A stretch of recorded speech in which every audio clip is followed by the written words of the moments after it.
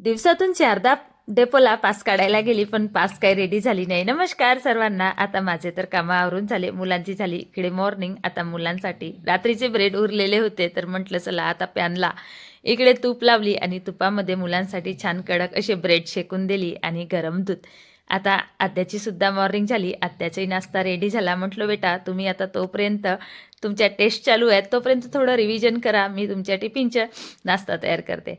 आता लसणाच्या पाल्याचे चिले बनवायचे होते टिफिनसाठी. म्हटलं चिले बनवलं की मुलांना भाजी काही लागत नाही.